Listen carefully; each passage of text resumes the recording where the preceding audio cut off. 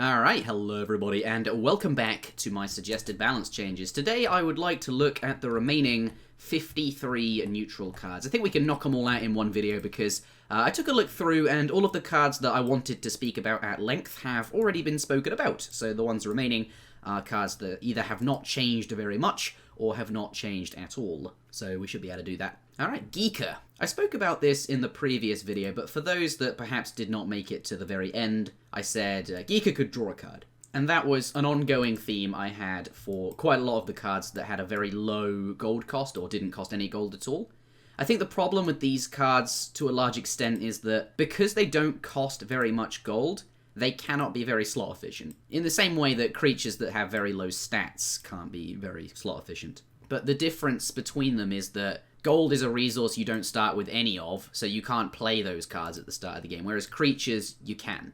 They don't cost anything. They're always 0 gold. And alright, yeah, you might take some damage fighting them, but, 30 life, you start with that. That's a resource you can start spending right away. So, as a result of that, the reach cards that don't cost gold are favored. People choose them over the ones that do, because you can get going right away, you can keep them in your opening hand, you don't have to slow down and generate any resources, the gold. And as a result of that, all of the other cards that cost gold then get neglected. I think that's part of the problem. Now, the game could be very different if we started with some kind of gold. Imagine, you're playing Chronicle for the first time, you load up the game, it says Jagex Game Studios, big old Chronicle book, you sign in, you're inside the tutorial, and now it's teaching you, you put your cards in the slots here, and then your character fights them. Oh, by the way, you also start with 3 gold. And I'm not suggesting that. I'm not saying, Jagex, my suggestion is that we start with 3 gold in every Chronicle match. That is not what I am saying. I've thought about that a bit, and I don't think it would be a very good solution. But it's interesting, right? How different would the game be if we did start with 3 gold? And the answer is, well, all these crappy supports would be a lot better because you would be able to open with them on Chapter 1. But I don't think that's how people would use that gold. I think that 3 gold people would probably end up spending on, I don't know, for example, Vampire Power, right? They just don't use the gold at all. It just sits there all game, and then they end up spending it on something in the late game. Plus, I just don't like the idea of starting with 3 gold. I mean, it kind of makes sense from RuneScape.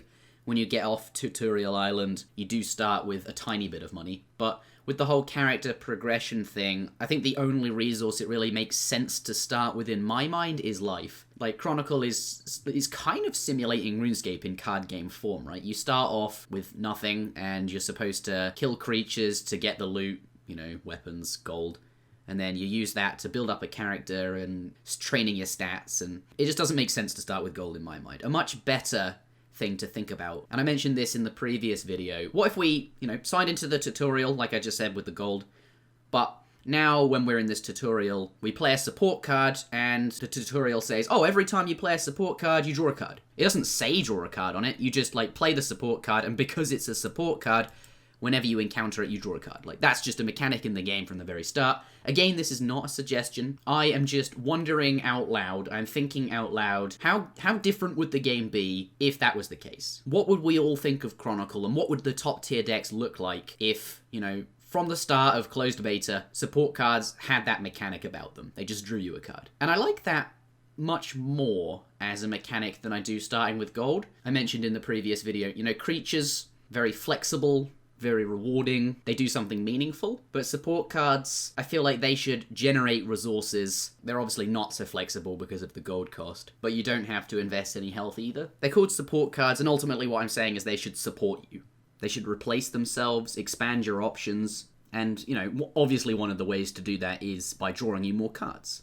And I think they can do that, because in Chronicle, card draw is not so much a resource as it is in other card games. I've been playing a lot of Hearthstone recently. I wanted to take a look at the newest expansion, and I've been enjoying that. My favourite deck was always Druid, and I quite like playing that Jade Druid. I think that's very fun. And maybe in the future, I would do videos talking about mechanics from other card games. I just my favourite style of video to make is just me talking about what I think in this sort of essay-style, analytical format. But that's not what I want to talk about now. What I'm saying is that in Hearthstone and in Magic, card draw is very much a resource. Obviously, having more cards does give you more options, but the more important thing about card draw in those games is that they give you a way to spend your mana. And then, towards the late game, when you start running out of cards, you just don't have any way to spend your mana, and then you get behind and you start losing. Whereas in Chronicle, that's not the case. You play 4 cards a chapter, and your mana in Chronicle is basically those 4 slots. But you will basically always have enough cards to put in those slots. You'll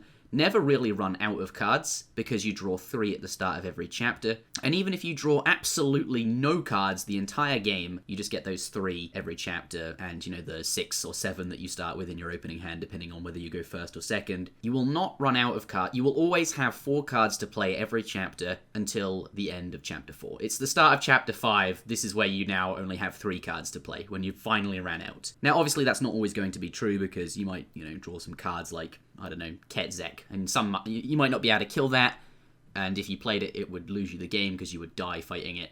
Obviously, that doesn't count. Like, there are times where card draw is a resource because you just don't have enough cards.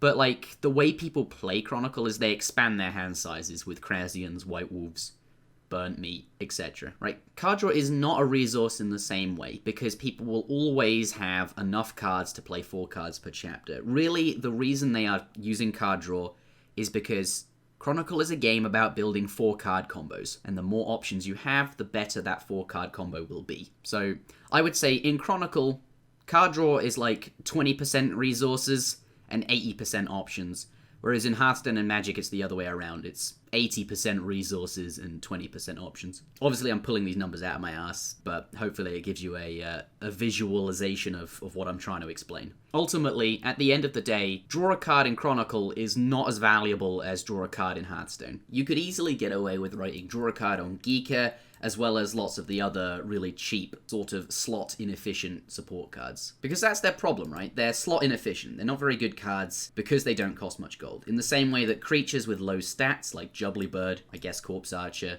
they're not that great either. But the difference is, creatures, well, you have 30 life. You can just start spending that right away. Whereas gold cards, you don't have any gold. So you have to slow down to generate that gold. You also have that intrinsic hard to measure stuff going on in the mulligan as well.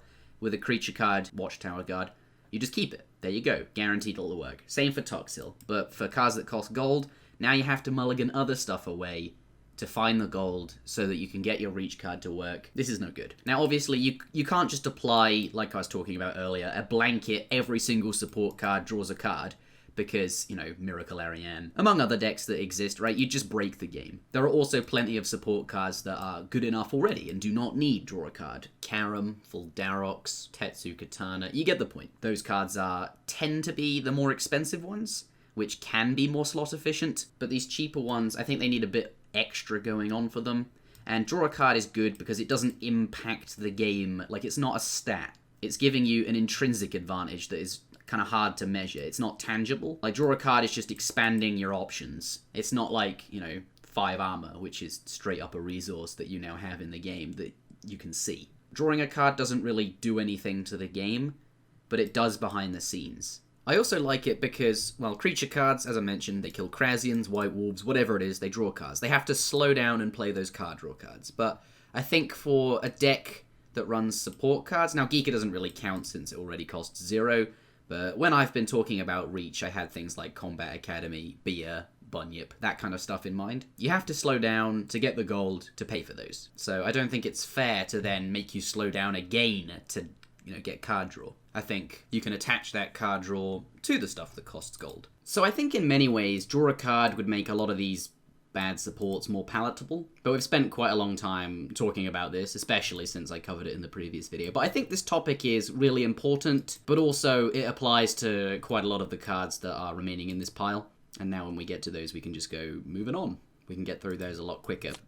Krasian Warrior. I think the 1 gold should be removed. I mean, for a lot of the top tier decks, this 1 gold and the 2 gold that you get on White Wolf, and of course you run 2 copies of, both of these cards a lot of the time, that gold makes up a very high percentage of all the gold in those decks. And if it's Raptor, he has more random gold floating around on stuff like Ice Nile, Animated Armor, and there are other classes with bits and bobs gold floating around as well. But I think overall, especially since this is such a premium neutral card, like the effect, draw 2 cards, no strings attached, is very valuable. The fact that it comes with a gold as well, I think Krasian just has a bit too much value associated with it. Like, that gold makes things like Fuldarox and Satifi very easy to get off, but also Romley Weaklax, Dark Crab, just those really cheap, really, really effective supports, you know, some of the ones that are quite good. I think they're just a bit too easy to get off, especially since, like, Mortal is not the hardest condition to meet in a creature AP deck. If it was taken off, though, I think the stats of the Krasian could be reduced. You could make this, like, a 4/3. To be honest, it doesn't really matter what the attack is, it might as well stay the same. It's not like it matters. The vast majority of the time when you kill this, you will have 3 base attack. Its attack value just doesn't matter. It's not like you're ever going to take a hit off it, but I guess Archmage Sedrador is a thing, and Fern will probably receive a buff when the patch hits, so, like, if you take the gold off, you could reduce its attack to, I don't know, 4, then it's like Skeleton Warrior. I think, though, this, well, it actually is the most crafted card in the game, I believe. Jagex even said that on Twitter. It's clearly hyper value over value times 2. I don't even know what I'm saying. Right, let's move on to Fultetsu. I reduced the cost by 1.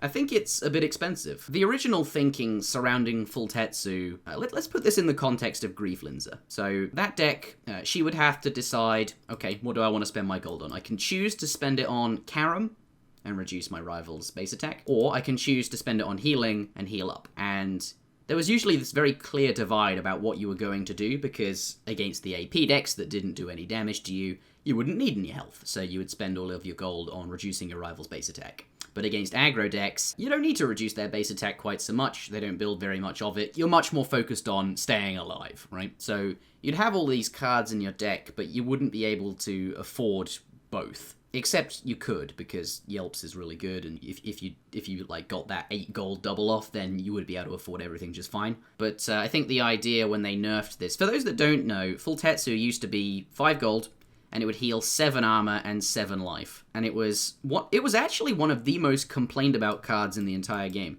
Doesn't sound like it would be that OP, but it really was. But the idea was, okay, this heal is far too effective, let's reduce it down to 10 instead of 14. But the decks it goes into, such as Grieflinzer, still have to make that decision. Do I buy my Karam or my Amulet of Fury, or I don't know. You have to choose, do I want to build my stats or do I want to heal and stay alive? And you'd have to make that choice. And, you know, you would run Fultetsu, even though it's only 3 life more than Romley, it's only marginally better, because you'd run it because it was better, and you'd have the gold anyway. You had nothing else better to spend it on.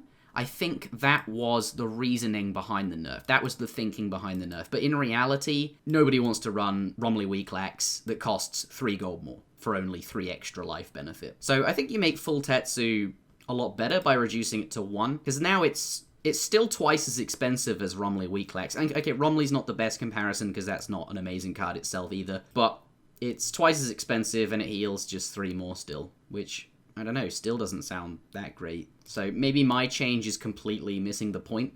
If we wanted a card where you have to choose, do I want to build my stats, or I don't know, or do I need to heal, and you have to make that decision, I think maybe Fultetsu needs to be like a 10 gold card that heals like an astounding amount more. Maybe that's where I should be going with this. I think this nerf actually just completely misses the point, or not too large. I don't know what that number would be. The point is, like, it should cost enough so that, like, you don't really want to buy Fultetsu unless you really want the life. Like, it should be expensive enough to make you think, I really don't want to pay for that. That's just too expensive. But in the matchups where it's needed, like, you're okay with spending the gold on it. And now, because you've spent all the gold on it, you can't afford really anything else in the deck. It's just there as, like, a protective measure. And that's how a lot of Dungeoneering decks go as well. They'll just draft far more supports than they actually need, and they'll spend way more gold than they could possibly ever get. But that's okay. They have no intention of spending the gold or of buying every support. It's just, you know, having the right tools for the job. You buy the right ones in the right matchup, and, you know, the others that you draw you just don't do anything with. That's fine. Or maybe you draft, like, 5 Amulets of Fury, not because you intend on buying them all, but because you want to consistently at least get 1 or 2 of them off. And if you have 5 in your deck, as it turns out, you probably will find at least 2 of them by the end of the game. Zamorakian Recruiter. Remove an ally from your rival's deck, draw a card. Changed to steal an ally from your rival's deck. And what I meant by that was, well, it would be worded like, remove an ally from your rival's deck, and add that ally to your hand. So you're drawing that ally out of your rival's deck, and I thought steal would be the appropriate keyword to convey that information. For those that don't know, Zamorak is this evil god in RuneScape, so this is a bit of a flavor change. It feels like you really are recruiting well, it feels like the flavor of the card is better represented by, like, taking the ally out of their deck and recruiting him into your hand, as opposed to, like, just taking him out of the deck and then you get a random card from your deck. So yeah, it's a flavor change. I'm not even sure this is possible in the Jagex game engine currently. Obviously it would be possible if they dev'd it a bit, spend some time doing that. But the question is, do they have the resources to do that? Well, yes. Would it be better spent on doing something else? Maybe. I heard RuneScape 3 is a pretty profitable game. From a completely balanced perspective, though, is, like, adding a ally from your rival's deck to your hand even good? And in Constructed, no, this will be better, because a random ally isn't necessarily going to synergize with your agenda, but a card from your deck will. But you're never going to put this in a Constructed deck. This is a Dungeoneering card, so is this better in Dungeoneering? And I would argue that yes, it is, because people only draft good cards, right? Well, at least they try to. And allies happen to be some of the good cards in the game. It's similar to how equipment is good in Dungeoneering. Amulet of Fury, Full Tetsu. Well, Full Tetsu before it was nerfed. The Ancient and Lunar Spellbook, especially when they were not nerfed. They're still pretty good in Dungeoneering. Anyway, equipment's really good. Allies are reasonable as well. Ali Morrisane, Nastroth, among others. By the way, Zamorakian Recruiter well, he should be an ally, right? He just doesn't have a subtype yet, but he probably should have one. Anyway, right? You would take a good card out of their deck, and you would draw a good card, right? Drawing Nastroth would be insane, and Ali Morrisane would be really good. You'd be taking that good card out of their deck, and maybe disrupting their gold curve, or their final fight base attack, or their ability to curve up into their creatures or something, and you would be drawing a good card. So I think this is an improvement in Dungeoneering. It's still not a top-tier pick. You would never pick Zamorakian Recruiter and feel good about it, but it's better. Definitely better than it was before. And it is a 1 gold, support. It's not like it's supposed to be top-tier, or that slot efficient. I wonder if it could say, steal both copies of an ally from your rival's deck. That would be a bit too strong, though, if you could steal both Ali Morrisanes. That'd be way too strong. Maybe it could say, steal an ally from your rival's deck and add an extra copy of it to your hand. So you only take 1 out of their deck, but you end up having 2 of them in your hand.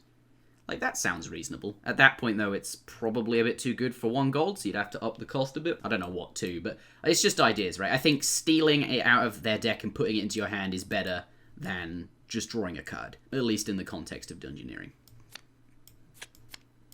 Wizard Trailborn. So, like, if we compare this to Archmage Cedrador, 2 gold for this effect is not great. Archmage is really good because it adds health, right? Or 2 health. The amount of attack you add is less relevant. Certainly still, the more attack you add, the better. But what you're aiming to do is disrupt their math. Instead of them one-hit killing their big creature, like Daganov Sentinel, or maybe even a Jad, right? You want them to have to take an extra hit off it. That's where the damage is coming from. You adding some attack to it, not going to add too much extra damage. It's the fact that they're taking another hit, which really counts. And Archmage Cedrador is very good at doing that for its cost. Very slot-efficient card. One of Ariane's top cards. Adding just 1 health is really not very good for 2 gold. Like, people will often be able to just, overkill that. I mean, if this was a 1 gold card, then this text would be absolutely fine. That'd be great. Maybe you just decrease the cost of Wizard Trailborn. But I feel like its role is to be a 2-cost card. I feel like we're changing the vision of the game a bit too much if you decrease it to 1.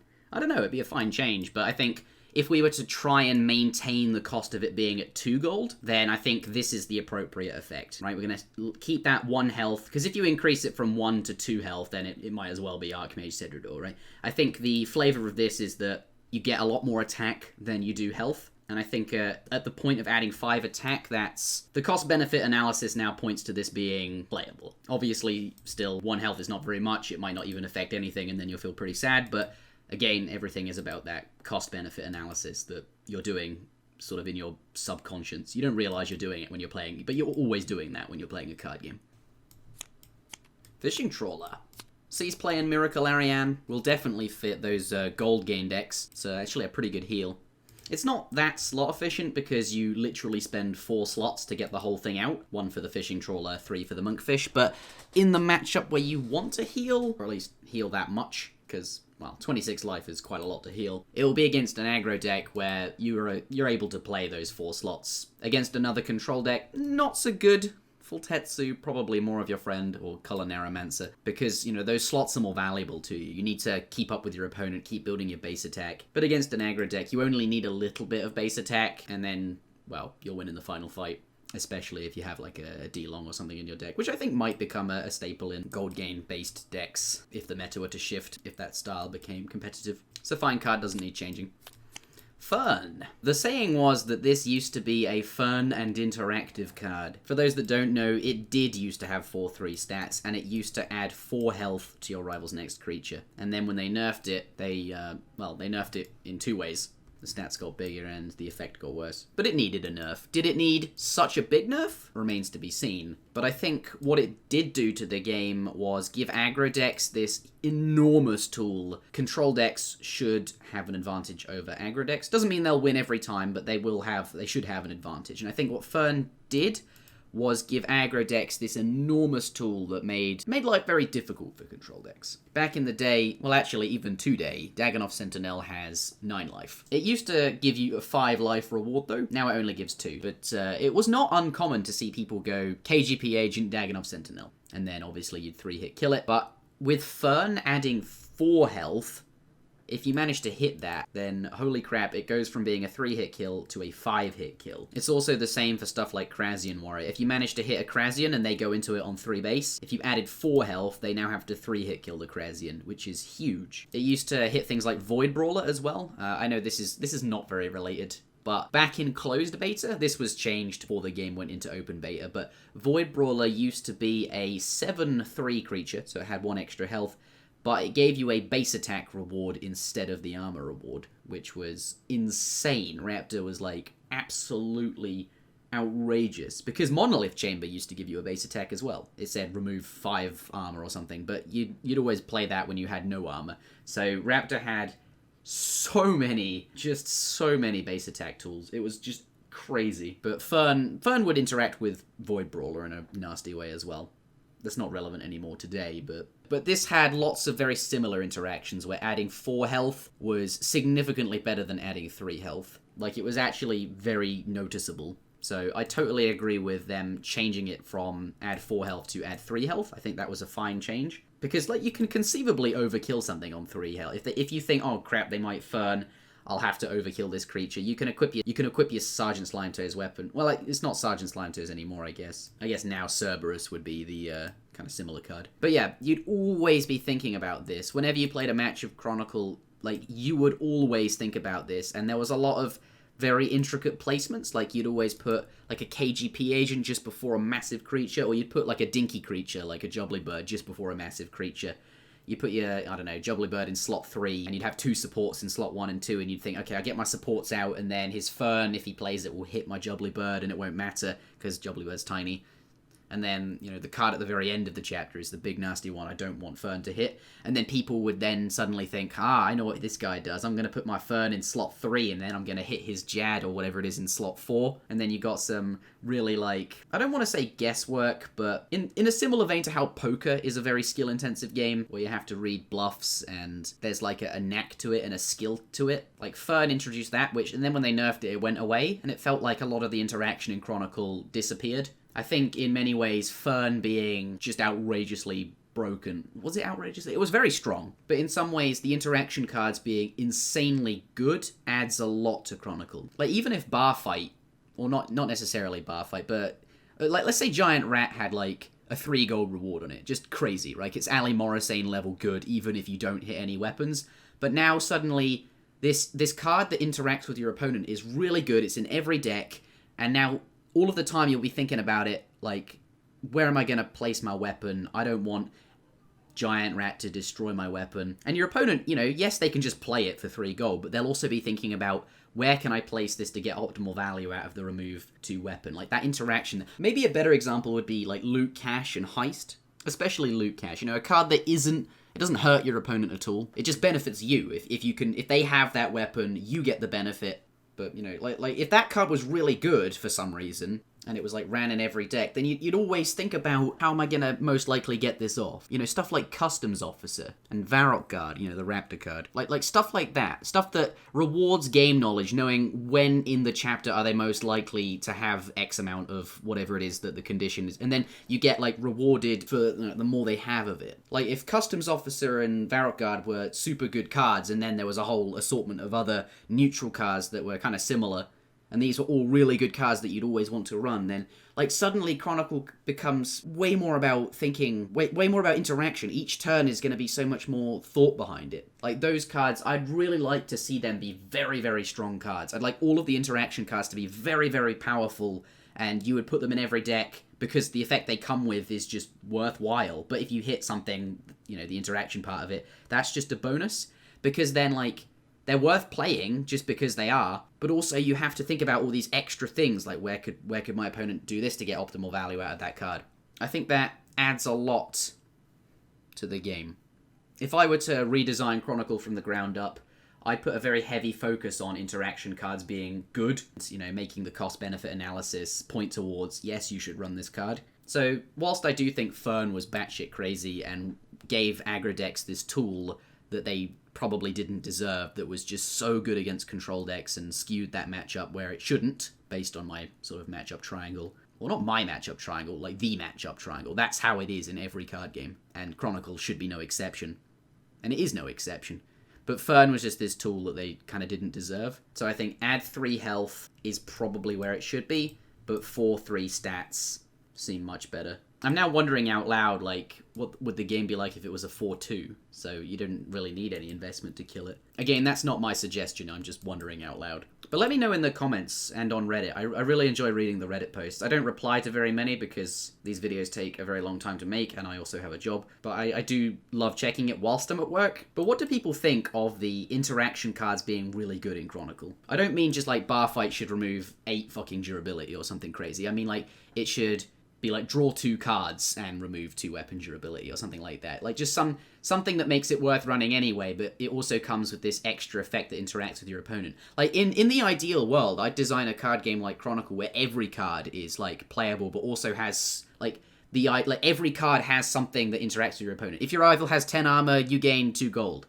If your opponent has 10 gold or more, you gain 6 armor. I don't know, just every card has some extra effect associated with what your opponent's doing. Like I just think Chronicle would benefit so much more if it were a game where instead of just playing Solitaire all of the time, which is a lot of the top tier decks, not all of them, certainly not all of them, but instead of just playing Solitaire and trying to get your hand out in the most optimal way, everything came with a, I'm going to try and get more value by using my game knowledge of what they are likely to do in their chapter. And your opponent likewise might be thinking, okay, how can I minimize the value of the cards I know that are left in his deck? Obviously, though, this is you'd have to do this from design, from the beginning.